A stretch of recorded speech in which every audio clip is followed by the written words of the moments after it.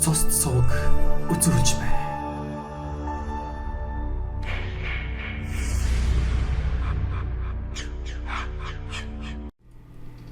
Манай хөр шайлын залуу ир үсээ өгтөж өөрийгөө нүдэж хэн нэгнийг алан хятан хэмээн хашгирч ямар нэгнээс айн балмуудаж заримдаа үгс үгүй гөлрөн суудаг хий өвчнөд баригдсан тухай сонсоод ам задгай авгайчуудын тэр жилийн тэр нэгэн яриаг эргэн санахад хүрэв. Хэрэг явдал мөнөөхөл гай тахиутай архинаас үүдэлтэйч цаана нь ямар нэгэн учир битүүлэг явдал байх мэт. Тэгээд ч хуваараа хэрэг мөрдөгчийн дүрд тоглоод үзмээр санагдаад болдоггүй. Энэ нь зөвхөн миний сониучсан байгаа зогсоогүй. Алдхан биеинд минь хүн чанарын хилтерхий оршиж байсантай холбоотой юм. Үдэш боломжц би албаар давс гуйх санаатай хөршийнхөн үүдний хонхыг зөөлхөн дарлаа. Хаяа шатан дээр таарладаг нүд улаан мөцгөлн төгс бүсгүй хаалга онгойлгож өгөв. Айл хөршийнхэд хүн анх удаа босхийг нь алхаж байгаа болохоор хүүхэн ёсыг бодож намайг буудан суулгаж аяг цай хийж өглөө. Ашгүй том чаяг халуунч цай юм. Би орж ирсэн хэрэгээ учирлаад тэхээс тэгэх гэж нөхрийн чинь би яаж байна да гэж асуулаа. Саунд давс хийж зогссон хүүхэн давхийн зочгийг би ажиглаад орхив.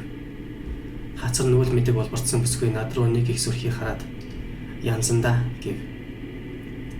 Түүний давс өгч тус болсонд би хэдэн манж үг хэлж талархаад гарлаа. Хүүхэн надаас нэг л цэрвэд байх бололтой. Тэднийхээс гараад нөгөө нэг хөршиндөө орлоо. Тэнд хавийн юм дуулж мэдчихсэн байдаг ганц би явгаа амьдран суун. Манай хоёр бусдаас арай дотн байдаг тул тэрбээр мэдсэн дууснаа харамгүй хэлнэ. Манай зүүн айлын хүүхэн ер нь ямархан хүүхэн бэ гэж асуухад хөрш маань над руу хяламхийн хараад хош эхнэр хүүхдээ эцгүүд юу ярьж аваад андран бэ гэж илт дурамчхан дуугарлаа.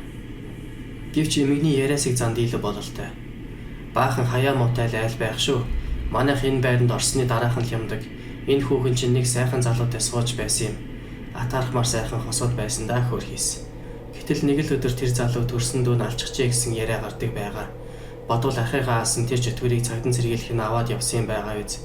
Тэгээд яах вэ мөнөөхөл уйлаа майлан оршуулгын тэр болоод өнгөрсөн. Харин манай байрныхан энэ хүүхэн хэдийгээр нөхрийгөө алуулсан ч гэсэн шоронд орсон дүүг нь дандаа ирэхээр явах юм. Бас ч хүн чанараар гайвүйхэн бололтой гэж ярьдагсан. Гэвч хүнийхийг байтугай өөрийнхөө зовлонг мартдаг орчлон шүү дээ. Аргач үгүй юм байх. Энэ чинь 10 гаруй жилийн өмнө болсон явдал. Нэг л мэдхэд саяын галзуурлаа энэ төр болдог хархуйтай нийлж гисэн байсан. Ийм залуу сайхан амт яаж ч насан туршдаа ганцаар явах билээ дээ. Талигач энэ охин хоёр үр хөөгдөхгүй байсан юм. Харин энэ залуутай ханилаад хоёр хөөрхөн охинтой болсон. Гэвч ханийн галзуу солиотой болчихож ханийн заяагүй л амт юм байх та зайлуул гэж хэлээд данхтай цайгаас эсрээд аяганд хийлээ. Эмэгний ярьсан ил эмгэнэл дүүхийн чанад ямар нэгэн учир битүүлэг зүйл оршиж байгааг би зүүн соёнгоороо мэдэрч байлаа. Тэртээ дараад жилийн өмнөх аллах эдүүгийн солиорлох хоёрын хооронд ямар нэгэн уялдаа байж таараа. Эмгэн цааш нь үгээ зөөж ядан. Би энэ муу охиныг өрөвдөж суух юм. Хүн яахаараа ингэж ханийн тэнгэргүй болчихдаг юм бол доо. Бас хоёр хөөрхөн охиныхоо нэгийг нь алдчихсан. Хүн жаргал биш зовлон даадаг гэдэг үний юм байлгүй дээ. Охиныхоо араас сэтгэл гонцоор эцэг нь ухаан оёгтой болсон байж болох. Ямиг дандаа хар талаас нь бодож болохгүй. Үнэн дээр эрчүүд хөөгнүүдээс сэтгэлийн төвчээр султай гэсэн үг байдаг. Өхөл зовлон олон үзээд ирэхэд нулимсч гардаггүй бололтой. Охиноо алдчихад энэ муу хүүхэн ганц тусал нулимсч унгаагүй юм шүү. Өвдөж заваад өөд болсон болчаа гэхүү. Зүгээр л дэгдэж дэрвэж явсан амтан гинг нэгтгэн машин дагуур орчихсон юм чинь харуулсмаар юм. Тэгтэл энэ хүүхэн охиныг минь авах ёстой юм л авлаа даа гэд нэг их уртаар санаа алдсан гинлээ. Бас л хатуу зүлэх хүн шүү. Гэх зэрэгээр ам нь халаад явчихав. Миний хорооны өндгөнд нэг юм мэдрэгдэх шиг боллоо. Гэртээ орсон хойно нэг хачин юм бодогдоод болдоггүй. Тэгээд галзуугийн имлэг рүү очлоо. Хөршөө маань хар хүн сансныг бодвол айдуухан харагдана. Намайг таниад инэв хийлж байх юм. Гэхдээ тэр генет зүгээр хатгуулсан юм шиг огл өсрөн босч ирээд Майкл Жордан гэж хачин муухай хашгирахад золтой л миний сүнс зайлчгсангүй. Харин эм чинь үл мэдэг жуумалзаад сэтгэл мэдрэлийн өвчин олон янз байдаг юм. Айх хэрэггүй. Энэ хүн Америкийн тэр алдартай тамирчнаас ухаан алдлаа айдаг юм. Анхандаа би түүнийг улаан фенүүдийнх нь нэг юм байх гэж бодоод аргаа барахтаа тэр Майкл Жордан гэгчийнхэн зургийг авчаад үзүүлсэн чинь золтой л бодиг минь хөдөлчихөөгүй. Та их бараан царайд их үе юм. Тэгээд л гинэд түүнд Жордан шиг харагдсан байх гэлээ. Энэ үгийг сонсоод миний сэтгэлд нэг юм зурс хийгээд явчихлаа. Хөршийнхөөсөө данс гуйхаар ороход Бодингийн арын ханад саксны цагираг руу дүүлж байгаа Майкл Жорданы том зураг хадаастай харагдсан. Үнэхээр Жордны цаграг руу өсөрч байгаа нь хий үзэгдэл мэт санагддаг юм. Би галзуугийн эмнэлгээс өвчтний овог нэр товч түүх төдийтэй боцов. Гэвч түүний өвчин Жордантай ямар нэгэн сэжмээр холбоотойг мэдэрч байлаа. Гэхдээ ямар нэгэн юмны сэжвэрээс атгаад авсан минь юул бол. Тэндээсээ шүүх архивын газар харваж хүрлээ. 10 жилийн өмнө гарсан хүн амины хэргийн тухай шаарлсан хуудснууд эргүүлж суугаад сэжиг төрөмөр юм нэлээд гарч ирлээ. 17-33-21 тоот хавтас хэргийн хуудас бүрээс цусны үнэр хангалах мэт. Цэрэнгийн Бацайхан химээх ахыгаа Цэрэнгийн Батжагаал химээх дүүн тун хэрцгийгээр югдгсэн байх юм. Талигач баахан харамж хахир хүн байсан байж болох. Дүүгийн арх нэхэд өгсөнгүй. Мөнгө нэхэд нь мөн л өгсөнгүй. Тэгэл цогтуу хөлчөө дүүгийнх нь хилэн бадарч ахыгаа хотголж орхисон болох нь ойлгогдлоо. Дүү нь ахыгаа 10 гаруй удаа дүрсэн байх юм. Ер нь хүн амны хэргийн хавтас сөхөх гэж нэг их дурламаар эд биш ажээ. Хүн амир зураг хөрөг хавсаргасан байхыг яана. Хавтас хэрэгээс би хохирогч эмэгтэйн тухай тоймтой юм олж үзсэнгүй. Ханиа алдсан бүсгүй хүний харуулслын үгсэл дуурайж харагдлаа. Гэвч тэрээр алуурчинд гомдлгүй яажээ. Өгчлбэл төрсөн ах トゥ хоёрын нэгнийх нь амийг нөгөөгөөр нь солих гэж гомдлоод яалтай. Нэгж болов амьд минь орчлонгийн тоос хөдөлгөн эцэг ихтэй бараагаа харуулж явагдаа гэсэн байх юм. Бодоход үнэн үг биш. Гэвч алуурчин 5-6 жил ял хэдлээд гарч ирэхэд яагаад өргөөгөө эзэгнүүлж өөрөө нэтгсэн бэлээ. Алуурчныг шоронд харагдаж байх үед бэрэг чинь үргэлж эргэж тойрдог байсан гэх. Тэндүү өргөчгөн сэтгэлтэй хүн гэлтэй. Гэвч миний 90 сурвалжлах ажил үүгээр зогссонгүй.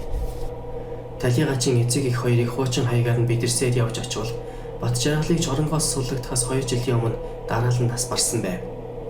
Ердөө 2 сайхан хүүтэй айл байжээ. Олон жил жаргал зовлонгоо хуваалцсан хамт амьдэрсэн буурлууд шилжүүлээ дараад яваад өгдөг нь барыг орчлонгийн зам юм да. Би олон хоног бодож тархиа хашилгасны эцэст хөршинхөн эзэгтэйтэй дахин уулзлаа. Мөнөөх л ард нь Жордны зураг хатсан буйдандаа сууж аваад бүр нэг хэрэг мөрдөгч айтай хөөрхий босхийг байцааж гарлаа. Хүүхэн өвдгөн дээрээ тавьсан савшиг хуруунуудаа өөр хооронд нь димэл оролдож суулаа. Тэрэгэн дотор суугаа бяцхан охин руугаа байн хяламхийн харна. Биш түүний харцын айсны хөдлөгдөн охиныг ажихад тэр бяцхан амтнд төрсөн эцэг Батжаагалтай адилхан биш. Харин түүнд алагдсан ах Бацайхан тань илүү тустай мэт.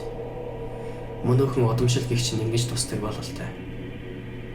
Хүүхэн миний асуултанд хариулахдаа та бусдыг нь барыг мэдэх юм байна. Харин таны хэлснээр Батжаагалд өрөөгөө эзэгнүүлж өөрөө нээсний хувьд гэвэл хувингаар ус асгах мэт борооцдгсан нэг өдөр хүн үүд тогшихт нь онгойлгоо тэр зогсож байсан. Үнэн дээр би айсан л да.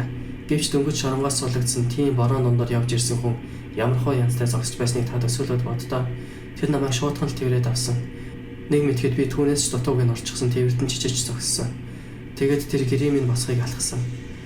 Өөрөө нээсний хувьд гэвэл би түүний шоронд байхад нэг удаа эргэж очиход хорхийнх нь намайг түүнтэй уулзахгүй их зовоосон. Би зүгээр л өрөвч сэтгэлээсээ болж очсон байхгүй юу. Манай талигаачийг баахан харамч хүн байсан болов уу гэж та түрүүн үнэн хэллээ. Харамчаас гадна бас их хартай хүн байсан юм. Намайг Батжаагалтай зүгээр л ичдүүсийн ёсоор ярьж хөөрч байхад ч харддаг байсан гэд бодчих. Тийм ахтай байгаагүй бол Батжаагал ингэж явахгүй шүү дээ гэж бодоод өрөвддөг байсан юм. Гэтэл шоронгийнх нь намайг түүнтэй уулзалтаггүй. Аргаа барахтаа би энэ хүний эхнэр нь байгаа юм. Эр нөхрөө сансан эмэгтэй хүний зовлонг та эхнэрээрээ зөөрлүүлээд бодоочтой гэснээр яагаад ч юм уйлчихсан. Ер нь бүсгүй хүн уйлахаараа айлгадаг гэдэг үг байдаг да. Тэгээд бид хоёрыг уулзуулсан. Эргэлтийн өрөөнд бүр хонсон. Гэвч тэр намайг ундаж байхад маань хүчээр юу яачихсан юм. Шоронд удаан суусан амтнд төсөв төвчээр алдсан юм байгаа гэдэгтэй. Би түүнд маш их гомдсон тэр ч гэмшсэн гэж чигтэйхэн. Гэлээгээд бас л миний өрөвч сэтгэл ялсан юм шүү. Хүн амны ялан дээр хүчингийн хэрэг нэмүүлбэл юу болохыг та төсөөлөд бод. Ингээд л их хичгсэн юм да. Жордны тухайд гэвэл талигаачийн цус яг таны арын хананд өсөрсөн байсан юм.